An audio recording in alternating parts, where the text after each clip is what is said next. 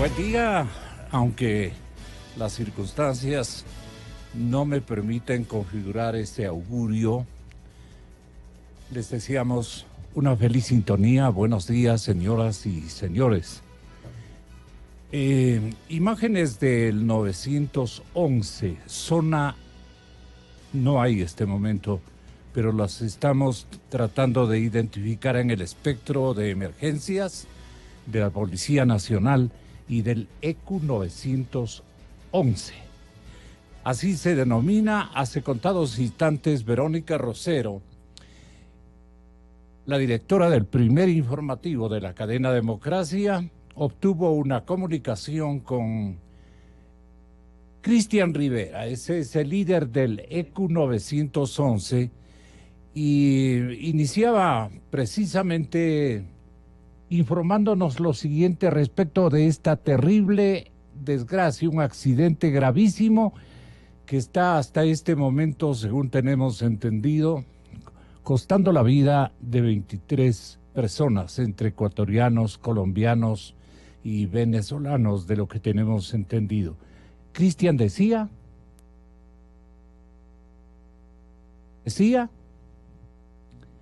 un minutito. Estamos apalancando tecnológicamente esa información que vamos a registrar en línea directa, señoras y señores, a las 6:54 de la mañana. Aproximadamente a las 3 de la mañana, el municipio de Quito recibe la alerta de un accidente de tránsito en el sector del Palugo, en la vía Pifo-Papayacta. En el bus están involucrados, en el accidente está involucrado un bus de transporte internacional, donde al parecer viajaban personas colombianas y venezolanas. También este bus chocó contra un jeep y ahí estaban 3 personas ecuatorianas, las cuales fallecieron. En principio, preliminarmente, se habla de 23 personas fallecidas. Ahora mismo se está sacando y cotejando todas las cifras de la Policía Nacional. El Cuerpo de Bomberos ha hecho ese conteo de las personas fallecidas. Esto está por determinarse, la vía está totalmente cerrada. Labor conjunta de los equipos de respuesta municipales, como son el Cuerpo de Bomberos Quito, labor conjunta con la Policía Nacional, el Ministerio de Salud y Cruz Roja atienden la emergencia. Los sobrevivientes que presentaban politraumatismos han sido trasladados al hospital de Yaruquí, al hospital Eugenio Espejo. Ahora mismo el Servicio de Investigación de Accidentes de Tránsito realiza las pericias para determinar cuáles son las causas de este lamentable accidente. ¿Se sabe el número de heridos que habrían sido trasladados a estos centros de salud? Aproximadamente 14 personas que recibieron los primeros auxilios fueron trasladadas a casas asistenciales. Un accidente terrible para registrar un número tan lamentable de personas fallecidas. Las condiciones de la vía, ¿qué es lo que ustedes estiman pudo haber sido causa? Bueno, eso determinan los técnicos del Servicio de Investigación de Accidentes de Tránsito. Son ellos quienes determinan las causas de lo que se puede observar. La vía está en buenas condiciones, pero es la Policía Nacional, a través de su unidad técnico-científica, quien determina cuáles fueron las causas. ¿Se conoce de dónde procedían? ¿Cuál era el móvil de este viaje de los extranjeros, Cristian, tal vez? No, no se conoce. Algunos han manifestado que el bus fue alquilado para un viaje, entonces hay que verificar de dónde provenía el bus. Noticia lamentable. Ratificamos entonces, la vía está cerrada hasta que ustedes den la autorización para poder transitar por este sector. Entendemos que están realizando trabajos que al momento serán no solamente duros en el hecho de trabajar, sino también por lo emotivo, Cristian. Así es, también los ingenieros municipales evalúan 2 estructuras que quedan al lado de la vía donde se vendía alimentos y que por la fuerza del impacto resultaron con daños en sus estructuras. Así que el ingeniero está revisando con el fin de determinar si se evacúa o no estas 2 viviendas. Ajá. Este fue un primer reporte y una primera entrevista a Cristian Rivera, el líder del 911, estamento municipal de emergencias que la dirige con tanto acierto caballero. Le pedimos en todo caso a Cristian que tenga la bondad de comunicarnos lo más pronto posible novedades sobre este terrible accidente donde varios extranjeros serían las víctimas de este accidente que está costando la vida hasta este momento de 23 personas de nacionalidad ecuatoriana, colombiana y hasta venezolanos. ¿Este bus venía por la Panamericana o venía por el área de Papayacta? Esto es lo que no tenemos conocimiento todavía. ¿Cuál era el tránsito? ¿A qué compañía nacional o internacional pertenecía? Aunque no obstante ustedes dieron a conocer el nombre, la denominación de la cooperativa que usted la registró.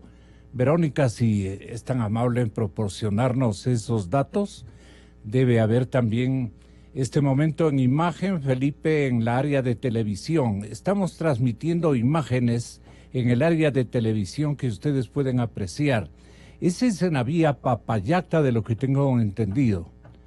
Papayacta es un nudo muy peligroso, una carretera que fue ampliada, pero obviamente procede de una cordillera, la cordillera oriental, que es tan complicada. Es una zona que ha traído un sinnúmero de accidentes vehiculares y estamos al tanto de esta circunstancia, un episodio que obviamente nos apena, nos preocupa a todos los ecuatorianos que estamos atendiendo estos reportes, que seguramente más adelante vamos a tener microinformativos de avances respecto a las diligencias que están cumpliendo las autoridades, la Policía Nacional de Tránsito, en fin. Tenemos un primer informe de la redacción del diario El Universo de la ciudad de Guayaquil. Muchas gracias a los compañeros. Dice: volcamiento de bus en la vía Pipo Papayacta deja 23 personas fallecidas. Hasta el momento 14 personas heridas, muy graves la mayor parte, 23 fallecidas, 21 adultos y 2 niños. Es el producto del volcamiento de un bus de transporte público de la empresa Cotrans, Cooperativa de Transportes, quiere decir, Cotrans, con placas extranjeras, accidentado en el kilómetro 8 de la vía Pifo Papayacta. Esto está muy cerca al distrito metropolitano de Quito, dentro del distrito Pifo Papayacta. ¿Perdón? La curva de la muerte, dicen para los señores de actores fundamentales en el uso de esta vía, kilómetro 8 de la vía Pifo Papayacta, la curva de la muerte se cobró 23 personas fallecidas. La emergencia está siendo atendida desde las 3 de esta madrugada, de este día martes, por organismos de socorro como el Cuerpo de Bomberos de Quito y la policía, que fueron alertados del siniestro. Al lugar se trasladan 26 efectivos, 4 ambulancias, 3 camionetas, el vehículo de fuerza de tarea, una unidad de rescate y un vehículo de comando de incidentes del Consejo de Tránsito del Distrito Metropolitano de Quito. El señor alcalde también estará presto a concurrir al sitio del accidente, está dentro de nuestro distrito y entendemos que él estará movilizándose desde su domicilio particular. Caballeros, a ver si podemos conversar con la primera autoridad del Consejo. De manera preliminar, se confirma el fallecimiento de 23 personas, 21 personas adultas, 2 menores de edad, 14 personas más heridas, 14 personas más heridas, producto del accidente. Deben haber algunas que están adoleciendo de heridas graves y que pueden aumentar, ojalá que no, el número de 23 víctimas que han registrado las autoridades de tránsito hasta este momento. Vamos a continuar informando, desde luego que sí. Una comunicación con el Hospital Eugenio Espejo también nos vendría bien, Berito. Bueno, teníamos pactado una entrevista muy importante. Estamos a la expectativa también del arribo de el presidente del banco. Es por vía telefónica. Lo ponemos en contacto, me parece bien. Antonio Acosta Espinosa, una de las primeras autoridades del Banco del Pichincha y primo tío o algo por el estilo de nuestro invitado de excepción esta mañana, Alberto Acosta Burneo. Ustedes le han escuchado, lo han visualizado a este gran analista que trabaja precisamente con su padre político Walter Spurrier en la ciudad de Guayaquil, dirigiendo uno de los centros de investigación económica más importantes con que cuenta nuestro país. Así que tenemos el privilegio de contar en nuestro estudio en vivo y en directo con el economista Alberto Acosta Burneo y en breve con el licenciado Antonio Acosta, presidente del directorio del Banco del Pichincha. Están los dos personajes, parientes consanguíneos, por coincidencia van a ser nuestros invitados en el análisis económico al tenor de, este terrible accidente de tránsito al que lo vamos a atender con la natural objetividad y prioridad que amerita un accidente que ha cobrado hasta este momento 23 víctimas en la carretera de Pifo hacia Papayacta, en la curva de la muerte, así conocida por los choferes ecuatorianos que transitan por esta y utilizan esta importante vía. Parecería una vía amplia, cómoda, pero tiene en su cruce con la cordillera oriental, tiene sus momentos de complicación geográficamente hablando. Durante la madrugada de este 14 de agosto, el centro Zona ECU 911 se coordina la atención para dos accidentes de tránsito ocurridos en la vía Quito-Papayacta, sector Palugo. Dos accidentes. Así habla el ECU 911. ¿Cómo es esto?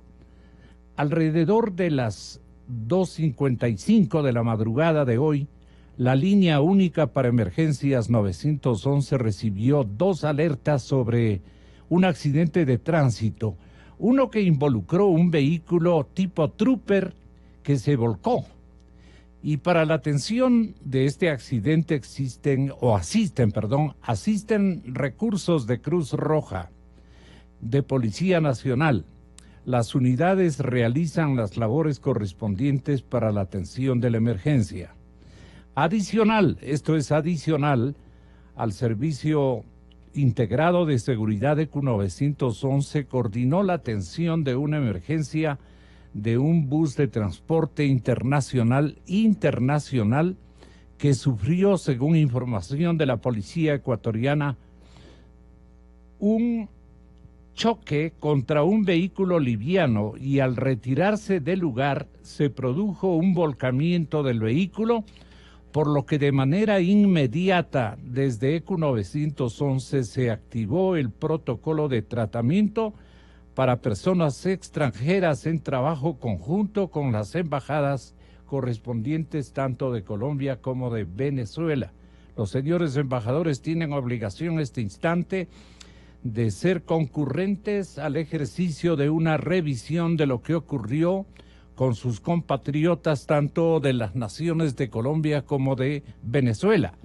De igual manera, desde el Centro Zonal de Quito y la Sala Operativa de Napo, se han coordinado los recursos del Cuerpo de Bomberos de Quito, de la Cruz Roja Ecuatoriana Está interviniendo también el Instituto Ecuatoriano de Seguridad Social, obviamente el Ministerio de Salud y su zona hospitalaria pública, aparte de la Policía Nacional y del GOE. Una vez que las unidades de salud llegaron al lugar, se conoce que producto del accidente de tránsito, hasta el momento se conoce que existen 18 personas heridas, 22 personas sin signos vitales, 22 personas sin signos vitales.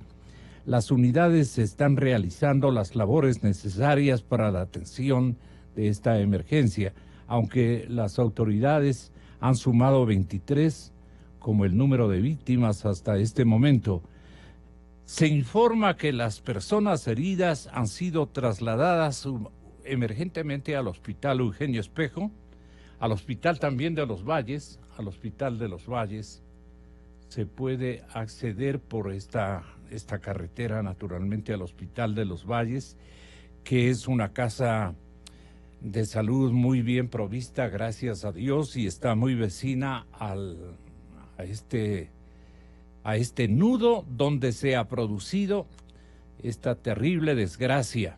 También están concurriendo al Hospital Eugenio Espejo, al Hospital del IES, esta clínica, me parece que lleva el nombre de San Francisco. San Francisco, ¿dónde queda usted que vive por esta zona? La zona de la clínica San Francisco, que pertenece al Instituto Ecuatoriano de Seguridad Social. Y también están llegando víctimas de corta edad al Hospital Baco Ortiz. Bueno, este momento no se puede escoger. Este instante lo que cuenta es la atención y la emergencia que dicte este momento la autoridad de salud pública más competente. Deberá estar la señora ministra de Salud. Tenemos una ministra de Salud que debe estar como actora fundamental en esta emergencia. A todos los hospitales, a todos los señores médicos, disponerse a atender a tantas personas que parecen han sido o están siendo atendidas, involucradas en este terrible accidente.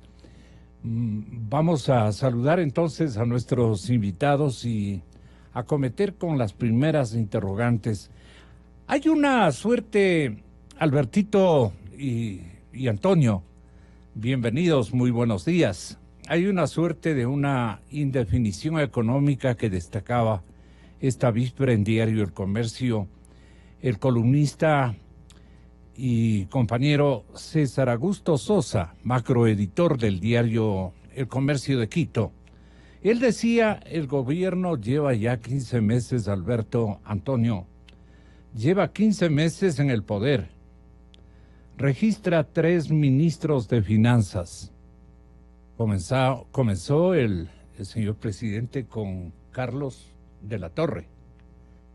Le continuó la ministra que abandonó inesperadamente el cargo luego de que nos frustró con una ausencia de una diligencia en la ciudad de Washington. ¿Ustedes recuerdan? María Elsa Viteri. María Isabel. Elsa. Sí. María Elsa Viteri. Ella fue ministra en la época correísta, al igual que Carlos de la Torre también. Y entonces los 2 ministros prácticamente se dedicaron a operar por la vía de una solución vía endeudamientos periódicos que casi se hicieron una costumbre, hasta en los montos, ¿no? Y entonces elevaron nuestra estadística de endeudamiento en la cuenta pública gravísimamente y primaron de una serie de incertidumbres a los estamentos económicos de nuestro país, tanto productivos como también financieros. Usted recuerda ese panorama. El Riesgo País de Ecuador cerró la semana pasada, atiéndame este número, esta estadística, 687 puntos de riesgo país anotó o registró nuestra economía. El riesgo es altísimo, más o menos parecido al riesgo de, caramba, qué pena decirlo, pero de Venezuela, por ahí estamos. 687 puntos con una tendencia al alza desde finales del mes pasado. Este es uno de los factores que limita la emisión de nueva deuda pública anunciada por el gobierno, pues debiera pagar una tasa de interés elevada, elevadísima, alrededor del 11%. 11%. La gente que presta dinero, estimados amigos oyentes, primero pone su foco de atención en el riesgo que ese país que demanda ese crédito está obteniendo en la estadística internacional. Y claro, el cálculo de 687 es tormentoso para la imagen que reproduce financieramente nuestra economía. Y entonces dicen 600, casi 690 puntos. Estamos acercándonos a 700 puntos, que viene a ser un área o una zona de emergencia para cualquier país del orbe. Limita la emisión de nuevas deudas, o sea, de nuevas atenciones de deuda pública. Y claro, lo primero que hacen es, un poco para despechar de la diligencia de necesidad de recursos, le castigan a través de la tasa de interés. Y esta podría ubicarse sobre 11 puntos porcentuales. Es un indicador de riesgo que evidencia la capacidad de pago de Ecuador, pero los técnicos son otros, nuestros invitados de excepción, como vuelvo y repito, Antonio Acosta, del área bancaria financiera, y Alberto Acosta Burneo. Perdone Albertito, pero se me va a confundir el público. Está tan familiarizado Alberto Acosta, su señor padre, distinguido académico y tratadista económico muy significativo en nuestro medio, y hay que advertirle que usted nos honra con su presencia siendo hijo de él y compañero de trabajo del señor economista Walter Spurrier. Vea usted ese nivel de amistades que nosotros tenemos tanto en las ciudades de Guayaquil y de Quito, nuestra capital. Estaremos atentos al accidente, no se preocupen, estamos en los contactos correspondientes con nuestro personal de emergencia. Así es que, bienvenidos Antonio y bienvenido Alberto, tenga la bondad. Y la pregunta sería, ¿la indefinición económica seguramente parte de esto o el señor presidente se muestra no asustado, tampoco puede mostrarse entusiasmado? Entusiasmado sí de resolver su problema de ausencia de liquidez, que ya ha venido a ser una fase crónica en las mediciones que hemos realizado de últimos meses.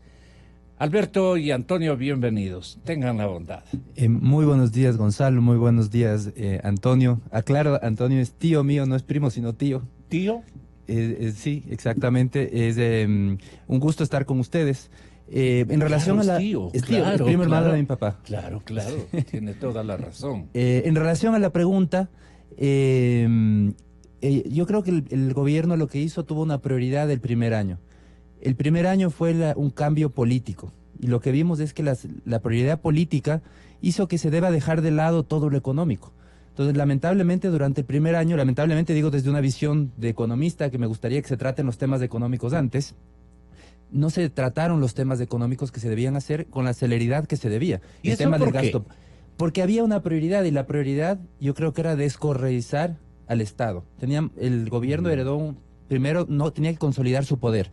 Él entró como socio, como parte del mismo movimiento de Rafael Correa, y en el camino fue desprendiéndose de los elementos más radicales correístas, y fue gradualmente cambiando los miembros de todas las instituciones importantes del Estado. Vemos que inclusive a nivel de los ministros de Economía, de Finanzas, empezó con ministros que venían de la misma línea correísta y que gradualmente los fue cambiando hasta terminar con un ministro que sale del sector empresarial. Entonces yo creo que esa metamorfosis política no es fácil, algo que yo creo que si nadie de la oposición lo hubiera podido hacer, yo sí estoy convencido de eso, porque la verdad es que si alguien de la oposición llegaba al poder, hubiese unido a la fuerza, a la corriente de Alianza País, en una sola. Y lo que hizo Moreno, más bien, es dividir desde adentro. Eso es algo yo creo que esa fue la prioridad, o sea, captar poder, porque inicialmente la alternativa que teníamos cuando él llegó al poder era decir, bueno, iba a ser un títere de Correa, va a hacer todos los mandados que reciba. Esas eran nuestras interrogantes. Y vemos que la práctica fue otra, que él no es títere de nadie, y que fue captando, y eso le significó... Resaltó su personalidad en la conducción del tema económico, especialmente, en ¿no? el tema político, Y también el tema Entonces político. vemos que fundamentalmente en el tema político. En el tema económico, el primer año, como digo, no se hizo mucho. Lo que se hizo es comprar tiempo. ¿Cómo se compra tiempo en economía? Con mucha deuda. Entonces el gobierno se endeudó 7.500 millones de dólares netos en endeudamiento externo el primer año. Eso le permitió ganar tiempo, no preocuparse del tema económico, y sí dedicarse de lleno al tema político, en donde ha habido una transformación notable en el país. El trabajo que está haciendo el Consejo de Participación Ciudadana Transitorio es un trabajo realmente meritorio.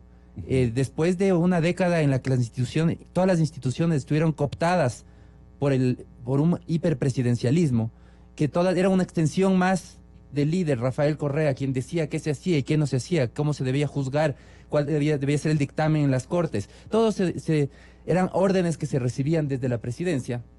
Ver el trabajo que está haciendo este momento de eliminar toda esa unión de poderes, tratar de separar nuevamente los poderes del Estado, es un trabajo significativo. Eso sí, ¿cuál es el costo de priorizar lo político? Es que lo económico se ha quedado rezagado. Y estamos ya segundo año de gobierno y vemos que en lo económico recién en este momento se está trazando la cancha, se está dando cambios significativos, pero claro, es un año más tarde y en esto sí coincido, se ha tomado un año en hacer estas definiciones que son necesarias y que considero además que son oportunas, pero que se les está tomando un año más tarde. El riesgo país es producto de una sumatoria de qué complejidades. Le preguntamos a Antonio Acosta con un gratísimo saludo y correspondencia a su gesto de atendernos por la línea telefónica. Aquí está el gran pariente, a la expectativa de lo que usted diga, banquero Antonio Acosta. Bienvenido, buenos días. ¿Cómo ha recibido este mal rato digamos, la zona bancaria, la zona financiera de nuestro país? Y 687 puntos de riesgo que tienden al alza, inclusive que tienden al alza por por la concurrencia o no concurrencia de la confianza, especialmente de sectores prestatarios de dinero y de inversiones. Lo principal es las inversiones. Las inversiones se detienen. Y entonces hemos tenido la mala fortuna solamente de, como decía Alberto Acosta Burneo, su sobrino don Antonio,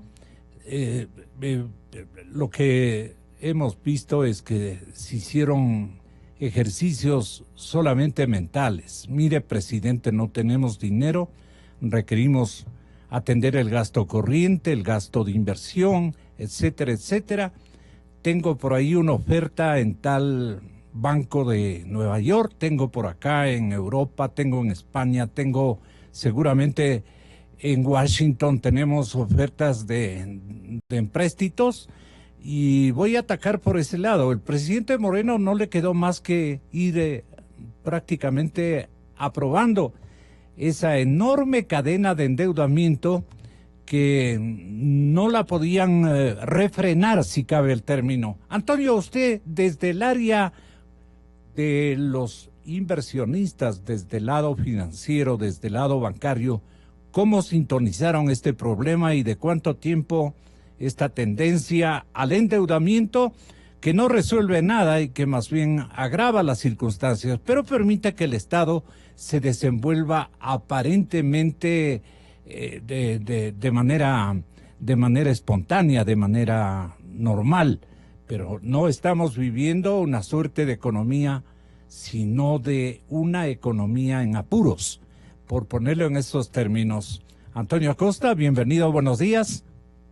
Buenos días, Gonzalo, un grato gusto poder saludarlo, y por esta vía también al estimado sobrino y amigo Alberto Acosta Burnero, importante referente económico del Ecuador. El riesgo país, Gonzalo, va muy atado al precio del petróleo. Los analistas internacionales piensan que el Ecuador va a poder pagar sus deudas si el precio del petróleo sube, y por el contrario consideran que el Ecuador tendría dificultades en pagar sus deudas si el precio del petróleo baja. Entonces, a menor precio, mayor riesgo, y así es como se ha venido moviendo esa variable económica.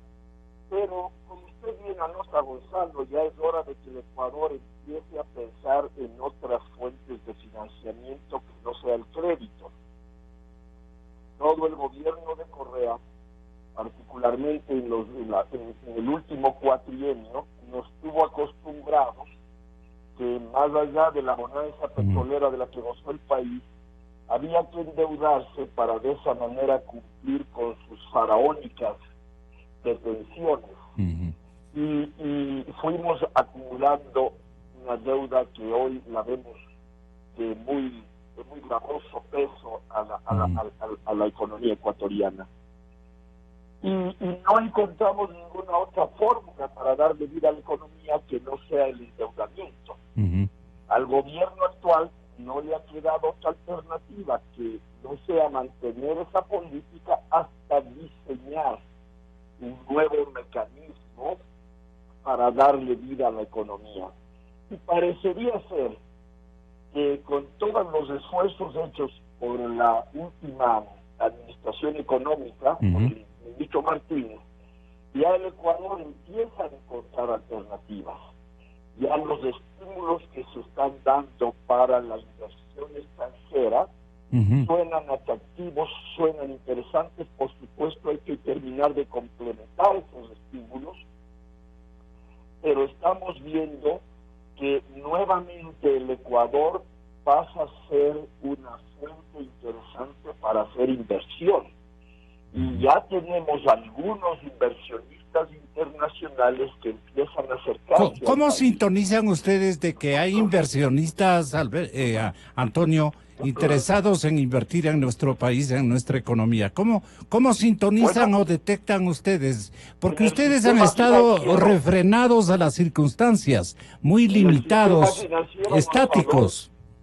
Empezamos ya a recibir en el sistema financiero la visita o la llamada de algunos colegas internacionales, bancos internacionales, que orientan la inversión, que nos empiezan a preguntar sobre el resultado de tal o cual disposición, porque ellos a su vez tienen clientes que empiezan a mirar al Ecuador como un destino a sus potenciales inversiones. Eso ya estamos recibiendo, lo cual es un extraordinario síntoma. Vemos que de a poco empieza a abrirse la posibilidad de la inversión extranjera, y ojalá eso pueda completarse muy rápidamente, porque esa es una fuente importante de sustitución de los créditos tradicionales. El país podría ya dejar de estar endeudándose y permitiendo que vengan fuentes privadas a ser incorporadas al desarrollo económico del Ecuador.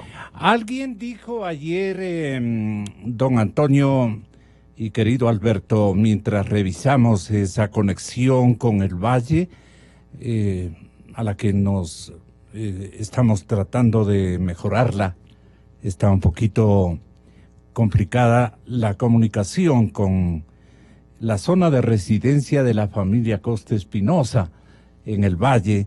Entonces, en el Valle de los Chillos, Entonces queremos saber si modificamos por línea tal vez no convencional, sino la línea automática, ¿no? La línea digital sería mejor. Bueno, pero mientras eso ocurre, ayer alguien decía, los bancos no están operando normalmente con optimismo. Los bancos están como alicaídos en sus propósitos de activar la economía de producción, de emprendimientos, de apoyo financiero a las áreas comerciales, a las áreas industriales, a las áreas que pueden mover la economía, que pueden agilitar la economía. Pero eso decían, lo que ocurre es que va a ser necesario, decía Alfredo, el señor economista Alfredo Vergara, exactamente, decía, ha llegado el momento de pensar en la banca internacional que puede aportar,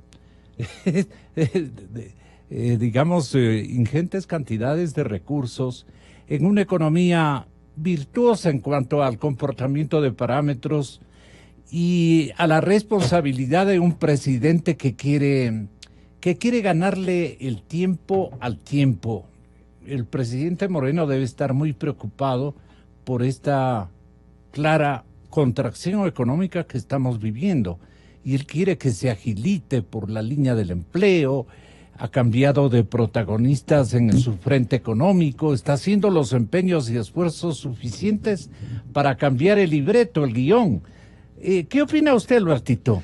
Bueno, por un lado, lo que tenemos que ver es que desde 2017 la economía vuelve a crecer, en 2018 la economía está creciendo, pero con una característica es que se está desacelerando, es decir, crece, pero cada vez más lento, es decir, es un crecimiento anémico. De hecho, el Banco Central recién dio su cifra actualizada de crecimiento del año pasado, de 2017, inicialmente se había hablado de un crecimiento del 3%, superando expectativas de organismos internacionales y demás, inclusive le valió algunas felicitaciones internacionales, y vemos que en la práctica ya el Banco Central dio marcha atrás y dice, no crecimos al 3% en 2017, crecimos al 2,4%. Y lo que estamos viendo con indicadores de este año es que las ventas, si bien siguen creciendo en la mayoría de sectores, no en todos, pero se desaceleran. Es decir, crecen más lento. Entonces estamos entrando en una etapa en la que la economía está, la liquidez también crece más lento. Es decir, no hay una cantidad de dinero abundante, sí crece, pero no crece al ritmo que debería. Entonces estamos entrando en una etapa como de anemia. Y eso hace que también la demanda de crédito sea anémica. Porque ¿para qué una empresa demanda crédito? Porque tiene la expectativa que las ventas van a crecer. Entonces para eso uno hace una instalación, una inversión, para poder vender más. Pero si la expectativa y lo que uno ve en la realidad es que las ventas sí crecen, pero cada vez más lento, uno dice, no es el momento de invertir. ¿La demanda es psicológica en cuanto a los que demandan? Demandar crédito, demandar oportunidades, demandar producción. Pero no es un tema que esté desconectado con la realidad. El emprendedor lo que hace es que ve lo que sucede en el mercado, ve las expectativas, ve hacia dónde van las cosas y dice, van a subir, la demanda de mis productos va a subir. Entonces decido invertir. No se trata de simplemente de optimismo o pesimismo, no va por ese lado, va por cómo interpretar lo que sucede en el mercado. Entonces yo creo que por eso vemos una debilidad por el lado de la demanda de crédito, porque la expectativa de que haya crecimiento en las ventas es muy baja. Más bien estamos viendo que cada vez las ventas se están desacelerando. Entonces, y a lo que usted mencionaba, me parece un tema muy importante. Está hablando de la banca internacional. Sí, el ex superintendente de bancos, Alfredo Vergara, sugería ayer aquí un asunto que siempre lo concebimos como harto peligroso para la economía ecuatoriana. No sé por qué, pero nos han enseñado los bancos y el sistema financiero ecuatoriano a coger con pinzas ese tipo de requerimientos. Pero usted quiere escucharle cómo él razona para pedirle a la banca internacional, a la banca no ecuatoriana, a la banca foránea, de que se incorpore este momento al ajuste, a la activación de la economía ecuatoriana. Esto decía Alfredo Vergara. No están de acuerdo los bancos, no está de acuerdo el gobierno. ¿Por qué? Porque es un riesgo, supuestamente, si es que no se tiene alguien con mano firme y con conciencia total, con claridad de pensamiento, para que podamos abrir a la banca extranjera. Mire, en el primer año, en el único año que tuvimos la banca extranjera? ¿Traería darnos financiamiento, traer dinero, bajar las tasas de interés? Eso es lo que hicimos en el 2007. Precisamente la cuestión de Banco Centro Mundo reemplazamos enseguida con otro banco que no voy a mencionar, porque ese banco sí se retiró también, un banco extranjero, de los 4 que comenzaron a reactivarse. Lastimosamente con Montecristi comenzaron a retirarse, y el último en retirarse fue 3 años después, el Citibank, que es lo único que, el Lloyds Bank fue el último en retirarse. ¿Por qué no recuerda claramente Alfredo Vergara los bancos que no se acomodaron a las nuevas circunstancias? ¿Qué riesgos ve usted para que Alberto Acosta Burneo le replique en bien o contradiga, digamos, sus apreciaciones? Porque estamos aquí para analizar objetivamente lo que le conviene al país. Antonio Acosta Espinosa. Gonzalo, yo creo que el doctor Vergara, con todo respeto, está equivocado. Ni el gobierno nacional, ni la banca nacional tenemos recelo a la incorporación de banca extranjera. Bienvenida sea. Por supuesto, hay que decir, además, que no existe ninguna ley que impida a la banca extranjera radicarse en el Ecuador. No es que existe prohibición expresa para recibir capitales de bancos extranjeros que tengan interés de radicarse en el Ecuador. Nunca ha habido esa restricción. Y por eso es que hay banco extranjero como por ejemplo el Citibank, que ya lleva casi 60 años en el Ecuador. La pregunta, Gonzalo, es ¿por qué no vienen más? Si es que no hay prohibición, ¿por qué no vienen más? Y entonces allí, para mí la respuesta es simple. No vienen más porque en estos últimos 10 años se establecieron una serie de disposiciones legales que atentan contra todos aquellos que quieren invertir en banca. El señor presidente Correa pensaba que los banqueros privados son una amenaza para él, y entonces él desestimuló la actividad de la banca privada y consideraba él que la banca debía ser una función más del Estado, y ojalá todas las funciones de intermediación financiera las hicieran los bancos públicos. Entonces, estableció una normativa que hace muy poco atractiva la inversión en la banca, sea banca local, sea banca internacional. Normativa como la siguiente, Gonzalo, simplemente para dar 2 o 3 ejemplos.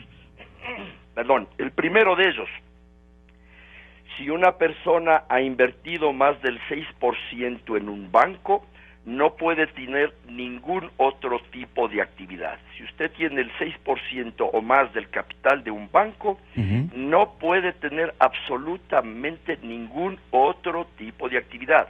Segunda, si usted quiere ser director de un banco, no puede tener ningún otro tipo de actividad. Tercera, si un banco tiene un depósito en el exterior para respaldar a sus depositantes, ese depósito tiene que pagar el 3% de impuesto en el Ecuador. Y le puedo seguir enumerando, Gonzalo, una serie de normas que han desestimulado la inversión en el sistema bancario, tanto por parte de inversionistas ecuatorianos como por parte de inversionistas internacionales. Entonces, lo que debemos hacer para lograr ese propósito que bien anota el economista Vergara y que creo que es sano para el país, que es atraer más bancos internacionales, es el de revisar la legislación bancaria ecuatoriana para hacer una legislación moderna, al igual que existe en todos los países vecinos y todos los países internacionales, adaptada a las normas de control internacionales, como son los mecanismos, por ejemplo, de Basilea III, que son mecanismos mundiales de control bancario. ¿Qué reúne el Basilea III que usted conozca, Alberto Acosta Burneo? Y más que todo, ¿cuál es el punto de vista que usted tiene en el desarrollo de esta iniciativa? ¿Por qué han habido bemoles, oposiciones, contradicciones inclusive? Y lo que define César Augusto Sosa es que ha habido una indefinición económica en definitiva, entonces la gente nos suelta la plata. Mire, recordemos que durante la última década se elevó a nivel de política de Estado reducir las utilidades bancarias. Era motivo de mérito del presidente esa reducción de las utilidades. ¿Y qué hizo? Empezando por control a tasas de interés, porque las tasas de interés debían reducirse como una manera para reducir también las utilidades bancarias. Recordemos que se crearon impuestos, tributos específicos salidos del estómago de la campaña política para poder financiar el incremento del bono de desarrollo humano. Todo con el aplauso del público. ¡Qué bien! Los banqueros ganan demasiado. ¿Cuál es el resultado? Tenemos una legislación que es el Código Monetario y Financiero, que lo que hace es que torna altamente inatractivo estar en la actividad financiera. ¿Por qué? Porque el Estado puede definir cuánto prestar, a qué segmentos, a qué tasas prestar, cuánto cobrar, qué garantías pedir. Es decir, la única responsabilidad que en el fondo ese código le deja al banquero es la de responder con su patrimonio si las cosas van mal, porque todo el resto de decisiones puede tomarlas el Estado según lo que dice ese código. Por seguridad, no obstante, los inversionistas guardan en los bancos, pero no dan orden de que usen esos recursos para prestar a la gente, o qué ocurre, porque ha habido ese factor de ausencia de confianza. Lo que sucede es que el gobierno, por otro lado, ha tenido una política restrictiva que desanima el invertir en banca en el Ecuador, y vemos que los rendimientos sobre el patrimonio de la banca ecuatoriana son mucho más bajos que de la banca en Colombia o en Perú. Entonces, un inversionista internacional, ¿en dónde va a invertir? ¿En dónde va a comprar un banco? En donde rinda más su utilidad, su inversión. Y eso no es el caso del Ecuador. Entonces, ¿cuál es el resultado? ¿Cuáles serían las diferencias entre, por ejemplo, yo le sumo un país adicional, un país casi del primer mundo, que es Chile? Chile, Perú y Colombia, ¿cómo andan en atributos para contentar a los inversionistas?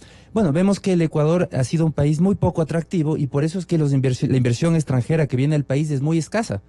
Y eso es algo que debemos solucionar. Pero volviendo al tema de la banca, sí, ¿cuál es el precio de esta política? Pero el Correato, ¿en qué intervino para desactivar, digamos, esa avenida de capitales a nuestro país? Haciendo que sea cada vez menos rentable la inversión bancaria. Entonces, la inversión bancaria quedó para quienes han sido tradicionalmente banqueros en el Ecuador, no para nuevos, porque sectores empresariales porque nadie, no es que el público, usted o yo vamos a comprarnos de un banco. Esto se requiere de grupos que acumulen capitales para que después puedan invertir en un banco. Pero eso ya no está permitido por la ley. Del oficio, y eso ya no está que conozcan el mercado financiero. Exactamente, pero eso ya no está permitido por ley, eso está prohibido. Entonces quedó la actividad bancaria exclusivamente para quienes ya vienen siendo banqueros, que ya tienen esos capitales, que no pueden irse a otro por ley, tampoco pueden irse a otras actividades, o para extranjeros, pero los extranjeros no vienen porque es poco rentable en relación a otros países de la región. Si mañana el presidente Moreno dice, vengan los banqueros de cualquier parte del mundo, aquí estamos atentos y aptos para poder recibirlos con sus inversiones, vengan e inviertan en el Ecuador, ¿qué ocurriría? Nada. No ocurriría nada, porque lo que tiene que hacer es no decir que vengan, lo que tiene que hacer es derogar el Código Monetario y Financiero y sustituirlo por una ley moderna que atraiga capitales. Siendo una economía dolarizada, es un contrasentido que nos hayamos cerrado financieramente al mundo. Más bien debemos enlazarnos a los flujos de capitales. Entonces hemos hecho, ¿y cuál es el resultado? Es que claro, si restringimos la oferta de crédito, hay menos recursos, las tasas lógicamente son más altas y ahora el gobierno se preocupa equivocadamente y inclusive se establece a nivel de ley que tiene que haber una revisión de tasas de interés porque hay que bajar las tasas de interés. Pero la tasa de interés es un precio más y es igual que decir yo creo que las papas tienen que costar la mitad. Eso siempre trae problemas económicos. ¿Cómo se reduce una tasa de interés? Con más oferta de capitales, con más crédito, es decir, que vengan más inversionistas, que traigan más capitales, hay más dinero en la economía y las tasas de interés naturalmente van a caer. Pero eso es lo que no ha sucedido, se ha restringido la oferta, la inversión financiera es menos rentable y el resultado es tener tasas que son más elevadas. Para corregir el tema de tasas, que entre comillas corregir, necesitamos tener más oferta de capitales. Esa es la manera de que con más capitales cueste menos el dinero. Si es que el gobierno del presidente Moreno da los siguientes pasos, dice, a ver, vamos a traer capitales aduciendo de que nuestro gobierno va a incentivar la economía con otros recursos provenientes del incremento del precio del petróleo, nuestra primera materia prima de desarrollo. Muy bien, tenemos más o menos el barril calculado en $68 por barril este instante para el crudo WTI que nosotros estamos vendiendo al exterior. Muy bien, vamos al castigo oscilado entre 5 y 6 dólares. Le vamos a quitar ese castigo o algo por el estilo, mejorarle, digamos, esa inversión.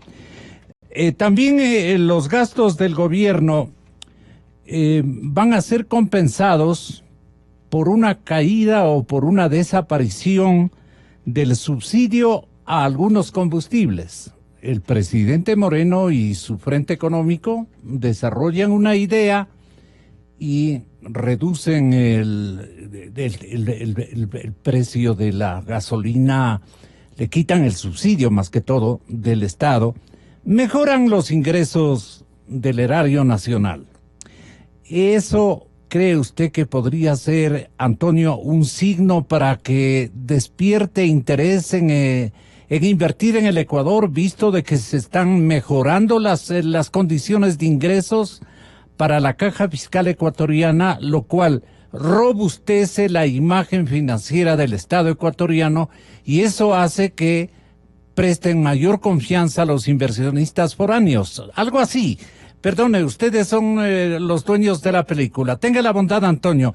¿Qué es lo que hace falta para que esta indefinición económica comience a esclarecerse? Sin duda, Gonzalo, usted anota algo que es fundamental. Por un lado, hay que lograr el equilibrio fiscal. Se rompió totalmente el equilibrio obligado que debe haber dentro de las finanzas públicas. La famosa mesa servida jamás estuvo allí. El presidente lo detectó inmediatamente, el presidente Moreno, y ahora es una obligación de todos ayudar a encontrar mecanismos para el ansiado equilibrio fiscal. Y en ese orden de ideas, la eliminación del subsidio a los combustibles para las personas que tenemos los recursos es fundamental. Además es un tema ético, Gonzalo.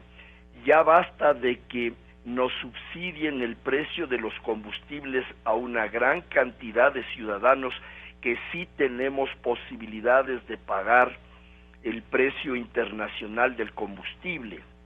No hay razón alguna. Como decía Alberto Dajica hace pocos días, eso inclusive choca con la ética.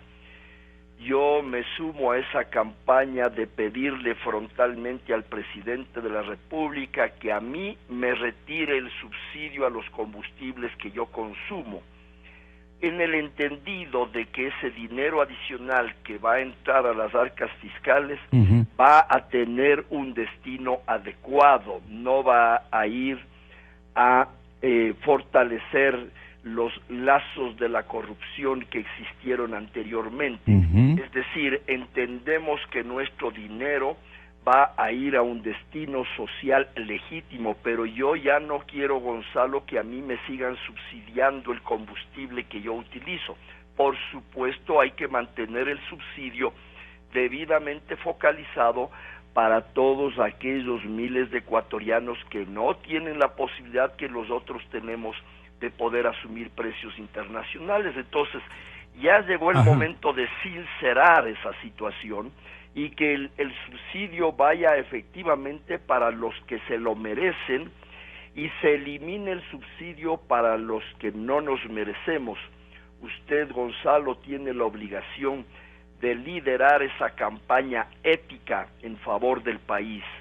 El subsidio para los que se merecen y los que no merecemos, no tenemos por qué estar recibiendo esa dádiva del gobierno que no tiene las posibilidades económicas. Así que lo primero, hay que reconocer esa situación, eliminar ese subsidio a los que no se lo merecen o a los que no nos lo merecemos. ¿Y por qué tienen congelado el dinero del público ustedes en los bancos? Termino con la idea, Gonzalo, con mucho gusto le respondo.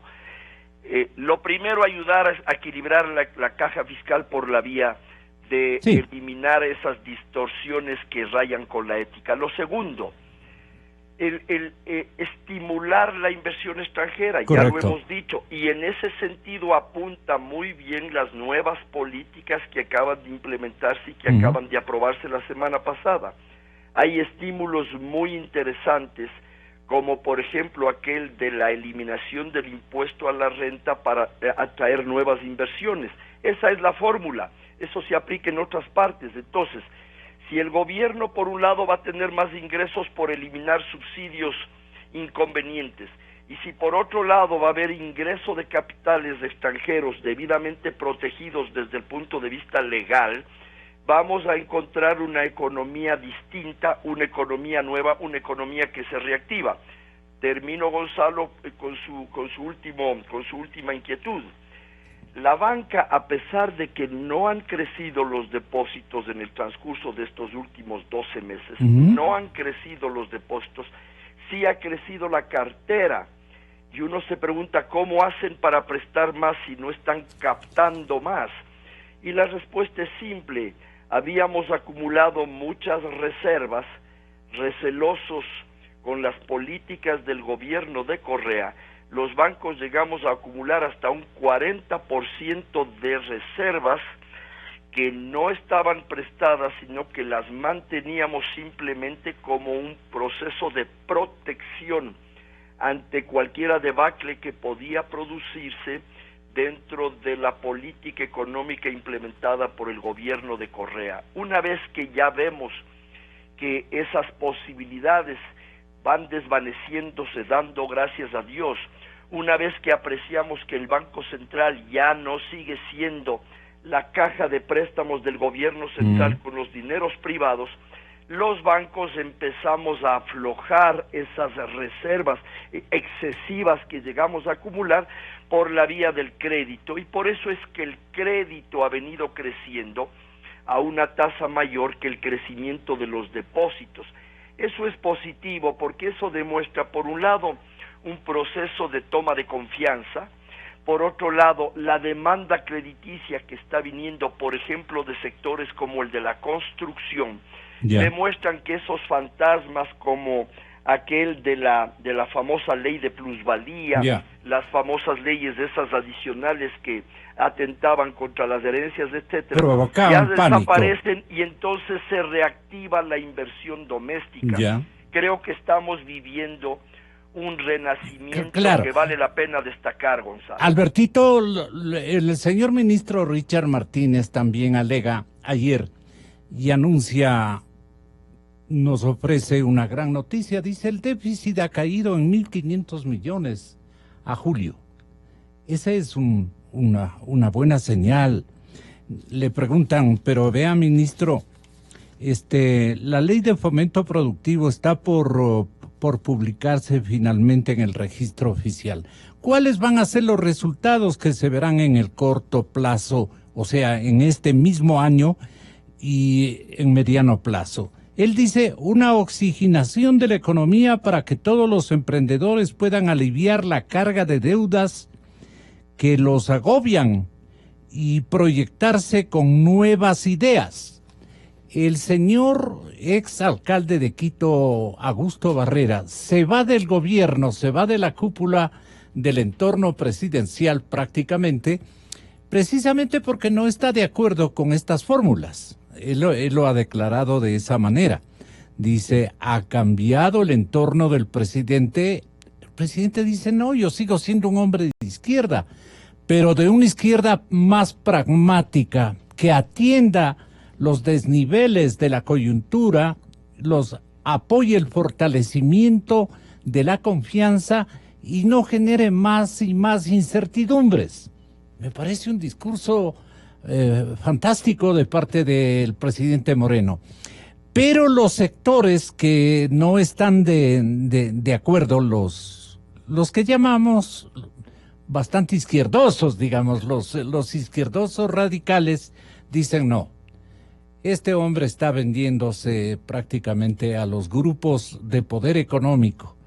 Y entonces todo el correato se incorpora, se alinea incluso y vuelven a su cauce más o menos normal de sus ideas aparentemente vigorosas en la defensa de que el modelo económico no sea en beneficio de los grandes, sino de los pobres. Este discurso fácil de elaborarlo, pero en términos de modelo, de estadísticas, de circunstancias, ¿cómo usted podría explicarle a la gente con esa sabiduría y didáctica que le caracteriza cómo está la situación en este momento y cuáles son las páginas medias oscuras que no entiende el público y además algunos inversionistas que no sueltan la plata, no dan orden de que se torne una liquidez virtuosa, digamos? Yo creo que hay que abandonar ese discurso de ideologías, de izquierda, derecha,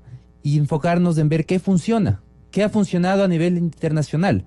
Y lo que ha funcionado, no busquemos de darle una etiqueta, simplemente veamos los países fallidos, como pueden ser Venezuela, como puede ser Cuba. Sabemos que esas políticas no debemos seguir.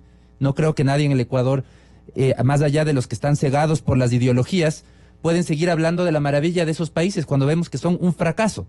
Y como ecuatorianos nos merecemos ver los ejemplos de las cosas que sí funcionan.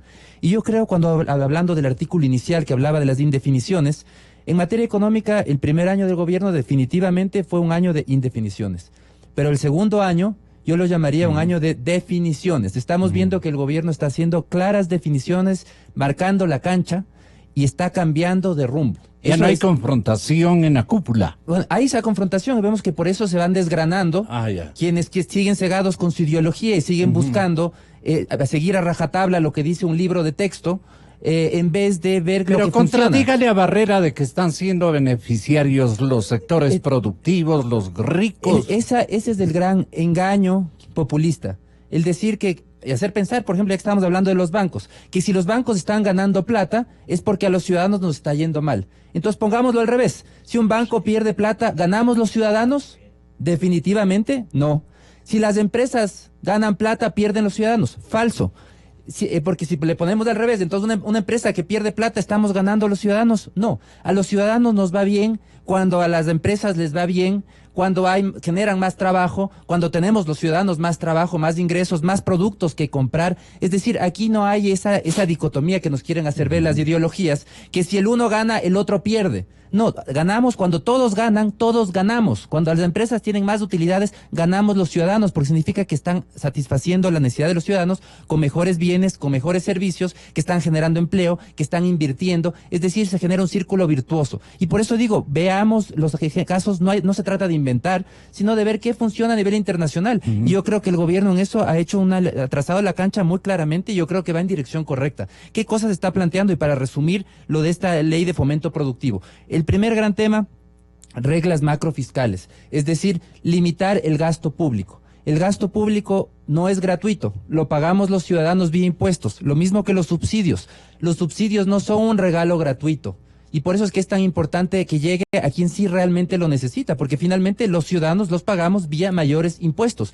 ¿Por qué los aranceles son tan altos en el Ecuador y encarecen el valor de un pantalón, de una camiseta? ¿Por qué comprar una camiseta cuesta tanto más que lo que cuesta comprarla en Colombia o en Perú?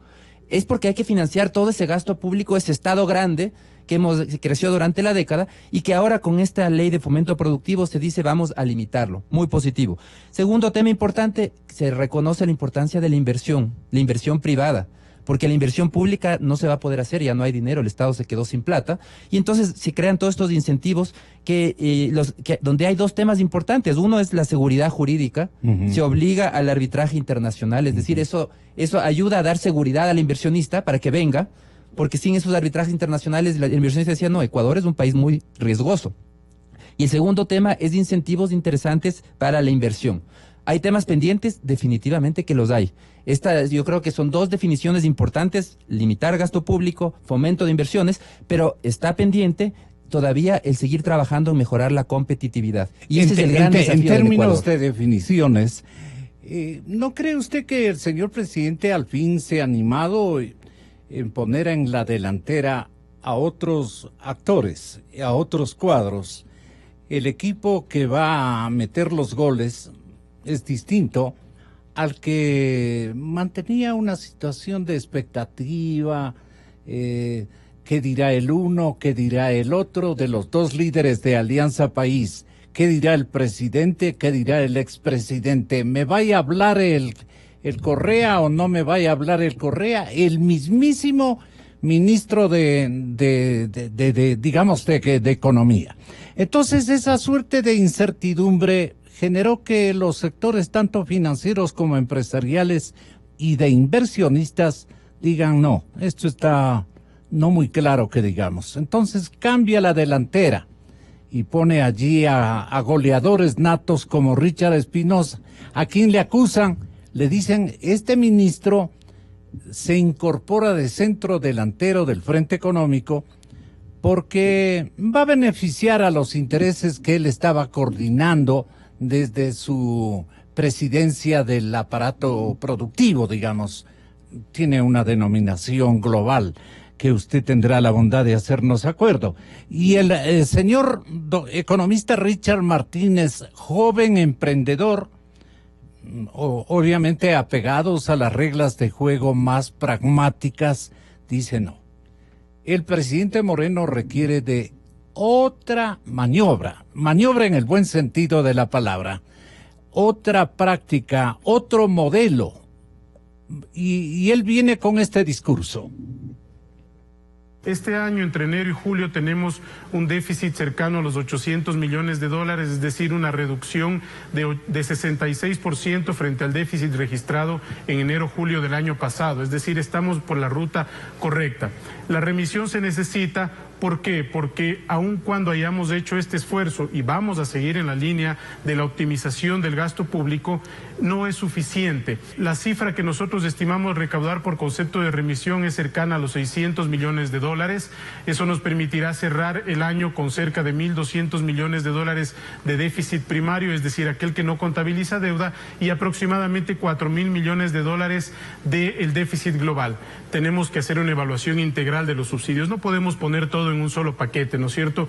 Hay subsidios para las personas más pobres que les garantizan pisos de protección social.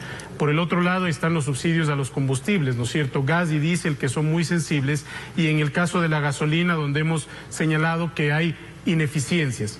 No se ha tomado ninguna decisión al respecto. Cuando se la tome, será la máxima autoridad del Estado quien haga un anuncio formal, si es que ese anuncio se da, pero lo importante es que la sociedad ha empezado una discusión sobre este tema, sobre la ineficiencia ambiental, sobre la ineficiencia económica y sobre la ineficiencia social de mantener subsidios que son regresivos porque están en manos de las personas que más tienen.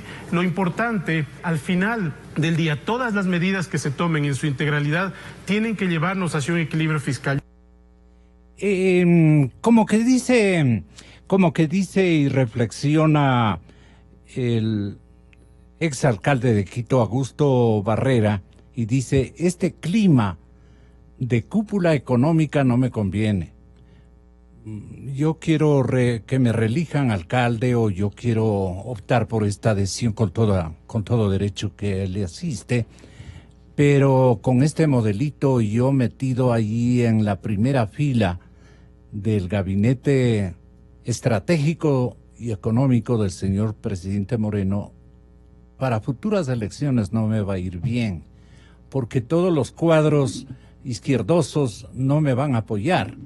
Entonces, izquierdosos, hay bonitas izquierdas, ¿no? Izquierdas pragmáticas, izquierdas que se acercan. Casi somos todos de centro izquierda, pero infinidad de personajes que yo conozco se alimentan, digamos, de ese vigoroso mensaje de ser pragmático en materia económica. y de ser ideologizado en otros aspectos de servicio a la colectividad, de crear un ámbito de justicia social, etcétera, etcétera. Pero en términos macroeconómicos, cuando nos están viendo los inversionistas, cuando los países desarrollados nos están acometiendo y visualizando qué estamos haciendo, dónde estamos sembrando confianza, administrando bien la cosa pública, entonces nos apuestan, nos cotizan, nos dan un premio, y es el premio del apoyo financiero que requiere este país. ¿Ha entendido esto el señor presidente? No lo ha entendido Augusto Barrera, porque él está jugando a las futuras elecciones. Entonces, esta confrontación no es ideológica. No es ideológica. Es de intereses electorales, que eso otra cosa. No sé cómo advierte usted este particular, Alberto. Yo creo que lamentablemente en el Ecuador todavía el populismo es una tierra fértil para el populismo, y lo hemos visto durante la última década. El que más regala, el que más subsidios da, el que más bonos, el que habla en contra de los ricos. Pero endeudándose. Esa es la segunda parte que nunca nos cuentan. Pero la primera parte es el que yo te doy y habla en contra de los ricos porque son malos, son avaros, son perversos, se llevan la plata a los paraísos fiscales, todas las cosas tan malas que suelen decir. Y lo que no nos cuentan es que primero todos esos regalos... O se roban. Primero que se roban, la segunda parte que todas esas dádivas, inclusive los honestos, que estoy seguro que también los hay honestos, todas esas dádivas finalmente nos pasan la cuenta a los ciudadanos. Eso no pagan los políticos. Ya vemos que los políticos están disfrutando de su exilio dorado en Bélgica, en Europa, en distintos países, y mientras tanto acá nos quedan las cuentas. ¿Cuáles son las cuentas? Después de una década de bonanza, como no la habíamos visto desde los años 70, salimos altamente endeudados. La herencia son 58.000 millones de dólares en deudas que hay que pagar. Y cuando digo hay que pagar, es una indefinición. Realmente que los ciudadanos vamos a pagar vía futuros impuestos. Usted y yo y todos los que nos están oyendo, todos vamos a pagar vía futuros impuestos. Entonces yo creo que es momento de comenzar a mejorar nuestra cultura económica.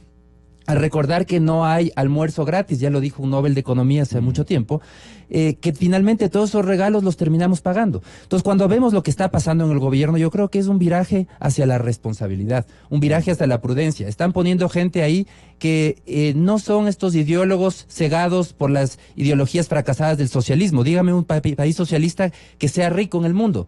Todos los países que han generado bienestar a sus ciudadanos son países capitalistas. Eso no significa que no se deban preocupar por los más necesitados, que no deban tener programas de ayuda. Por supuesto que tiene que haber todo eso, y eso de hecho lo tienen la mayoría de países del mundo. Pero la manera de generar riqueza es a través del capitalismo. Y eso es lo que yo creo que está viendo el viraje que está dando en el gobierno, poniendo gente pragmática. Yo creo que si poníamos a las cabezas del gobierno anterior a manejar una tienda de barrio, estoy seguro que lo hubieran dejado endeudada y quebrada a la semana. Eso es algo que cambia con las nuevas autoridades que saben cómo generar riqueza, que saben la importancia de la prudencia, porque no se trata de gastar más para beneficiar a los ciudadanos. El que gasta demasiado le termina perjudicando al ciudadano, que es lo que estamos viendo que ha sucedido durante la década, porque ese exceso de gasto ahora nos cuesta el reducir ese gasto. ¿Qué diferente hubiese sido si hubiese habido prudencia durante la década anterior? Si no se hubiese expandido el gasto tanto, ahora no estaríamos hablando de ajustes, de pasar la cuenta a los ciudadanos o de reducir gasto público, que vemos que esa es la gran tarea pendiente. Vemos que la burocracia sigue creciendo, el pago de sueldo y salario sigue creciendo. Pero también, Antonio, ustedes desde los bancos, desde las entidades financieras, han congelado el dinero. Lo mantienen ahí a costo de una custodia adecuada, lo mantienen inerte, quiero decir, lo mantienen en una situación de stand-by. Y lo que necesita el país en este momento es confianza e inversión y confianza. El modelo allí se va a cristalizar. Ahora que ya las cosas más o menos están identificándose, el presidente Moreno ha hecho lo posible, va a recibir como respuesta una decisión dentro de las filas llamadas de izquierda, pero en cambio va a ganar en confianza de la gente que tiene el dinero y que tiene la fase de emprendimientos lista para poder proyectar áreas de empleo, áreas de ocupación y de buenas diligencias de carácter comercial e industrial, además de productivas. Entonces, ¿allí qué exige usted desde su punto de vista, Antonio? Así es, Gonzalo, sin la menor duda. Yo recuerdo, Gonzalo, haberle escuchado a usted y a todos sus invitados en el transcurso de los 2 o 3 últimos años una queja permanente sobre el modelo económico que se había instaurado en el Ecuador. Sí. Apreciábamos perfectamente los defectos y no encontrábamos ninguna virtud en ese modelo económico, y por eso es que usted personalmente y sus invitados, distinguidos técnicos y entendidos en materia económica, nos hicieron ver con mucha claridad la barbaridad que se había implementado en materia económica en el Ecuador. Un país que estaba dedicado a endeudarse para gastar plata desde el fisco, desde el Estado, sin ningún control. Al punto que cuando se revelaron las cosas, Gonzalo, encontramos que inclusive se había dado una corrupción de tamaño colosal, gigantesca, enorme. Y es que el modelo muy poco hacía en favor de los más necesitados, pero hacía mucho en favor de la gallada, de la argolla, del equipo que rodeaba al presidente y cuyos resultados están a la vista. Esa circunstancia que fue tan duramente analizada y criticada había que cambiar. Yeah. Y estamos viendo un cambio. ¿Y en qué consiste el cambio? Disminuir la deuda por un lado, estimular la inversión privada, darle al sector privado nuevamente la oportunidad de que recupere su rol en la economía, de que sea el sector privado el que genere el empleo, de que sea el sector privado el que invierta y el que arriesgue, y que ya no sea el Estado el único gestor. Pero ustedes también deben soltar la plata. Y entonces es el sector privado e inmerso en el sector privado, por supuesto, el sistema financiero, el que tiene que asumir su rol de dinamizador de la economía, de gestor de la economía. Por supuesto que asoman voces ideológicas contrarias, que no les gusta que el sector privado vuelva a tomar protagonismo. Esas voces han existido antes y ahora vuelven a asomar, ¿no es cierto? Hay gente que todavía piensa que el Estado asomen es el único con el billete ustedes, los bancos. Y empiezan algunas voces ideológicas a reclamar la posibilidad de que el sector privado retome su protagonismo. Y hay que respetar esas voces, pero no hay que hacerles caso, porque ya vimos la experiencia de cómo nos fue cuando el Estado pretendió ser el único actor económico. ¿Quiénes complementan esta tarea, Alberto? Bueno, yo creo que aquí lo importante, y quiero hacer una propuesta acá, además de esta gestión que está haciendo el gobierno de poner en orden la casa fiscal, eso es importante para poder generar confianza. El segundo tema, generar incentivos para la inversión, muy importante. El tercer tema es una propuesta de qué es lo que se debería hacer, y es el tema de competitividad que yo hablaba hace un momento. Yo creo que ese es lo que está faltando y que debe complementarse. ¿Y cuál es la receta de competitividad? Entre los temas de competitividad, primero debemos permitir que los precios sigan cayendo, porque nos volvimos un país caro, un país costoso para producir y para consumir. Entonces esta caída de precios es un proceso... ¿Es que seguramente es el costo del dinero? Solo le pregunto.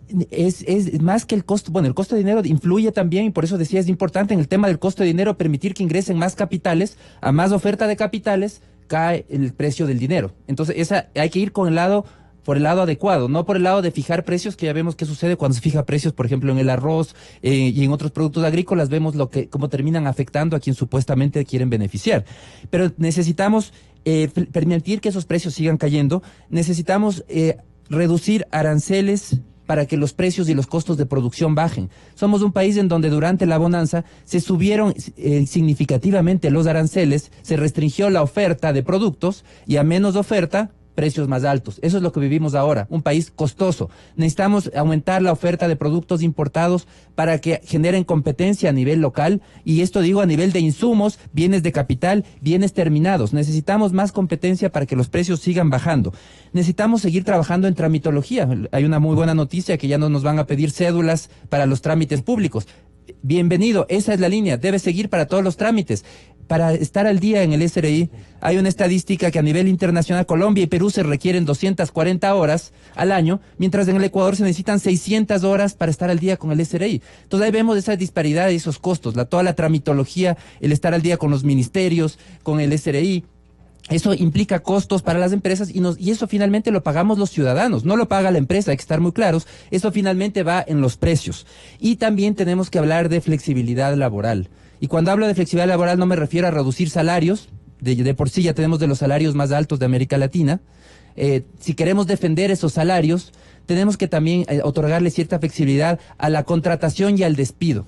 Ahí yo creo que tiene que haber la flexibilidad, porque la actividad empresarial tiene que adaptarse al ciclo económico, y uno nunca sabe cuándo el ciclo económico está de subida o de bajada, y en la actualidad leyes laborales tan restrictivas como las que tenemos, todo esto que se defiende el derecho laboral, o estas conquistas, entre comillas, lo que han hecho es que el trabajo formal sea un privilegio de muy pocos en la economía, y vemos que una cantidad importante de ciudadanos se han quedado fuera del empleo formal. Vemos que la mayor cantidad de ecuatorianos o no tienen un empleo o está en un empleo inadecuado. O sea, ¿de qué formalidad y de qué conquistas estamos hablando cuando la mayoría de la población que está en capacidad de trabajar se queda fuera de esas conquistas? Entonces hay que ser realistas, hay que buscar que el empleo formal llegue a la mayor cantidad de personas. Entonces todo eso se resume, y hay otras medidas adicionales, pero son propuestas para mejorar competitividad. Enfoquémonos en mejorar competitividad.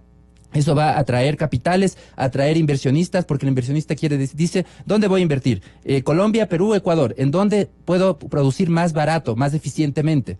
Al menos tenemos que ser igual de competitivos que Colombia y Perú. No estoy diciendo que seamos más baratos que esos países, pero al menos igual de competitivos. Muchas gracias, Alberto, y muchísimas gracias también a usted, Antonio.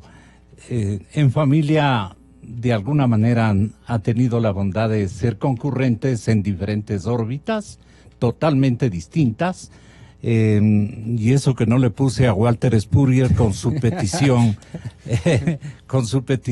que enriquecía a este momento económico de análisis que estamos viviendo todos los ecuatorianos, y que alegaba él la exigencia de que también el presidente Moreno reduzca el gasto público. Es otra de las condiciones que Walter Spurrier, de Análisis Semanal, incita, previene, solicita al presidente Moreno. No tanta burocracia, por favor. Viene Yanine Cruz. Señoras y señores, no nos va a salvar la burocracia, salvarán a otras personas, pero al país solo le salva la producción, el trabajo, la actividad productiva. Esto es lo que realmente en lo que creemos. Yanine Cruz viene a repreguntarle al señor presidente de Seguro Sucre, don Diego Guzmán, hacerle acuerdo. Lo hizo ayer en plena sala de sesiones de una comisión virtuosa en este tipo de exigencias, y le dijo, a ver, tenga la bondad de responderme estas preguntas. Démosle en el inserto 9 la posibilidad de darle una expectativa al oído de nuestros oyentes con esta intervención que tuvo la asambleísta, Yanine Cruz, frente a Diego Guzmán, que en ese tiempo ocupaba las funciones de secretario de Transparencia. Cuando usted asistió al comité interinstitucional, ¿quién presidía estas reuniones? En su momento, la persona que estaba como ministro de Justicia. No. Era quien presidía, Joana Pesantes. Joana Pesantes, ¿solo ella? Básicamente ella, sí, en algún momento pudo haber sido con Lenin Lara también. ¿Perdón? Pudo haber sido también Lenin Lara, ¿no? Lenin Lara, ¿no se acuerda? Con exactitud no lo recuerdo. Vea, es una fiebre, es una epidemia prácticamente. Se olvidan de todo, se han olvidado de todo. La desmemoria del correato. Señoras y señores, en breves instantes, la excelente parlamentaria Yanine Cruz en Cadena Democracia. Gonzalo Rosero. Credibilidad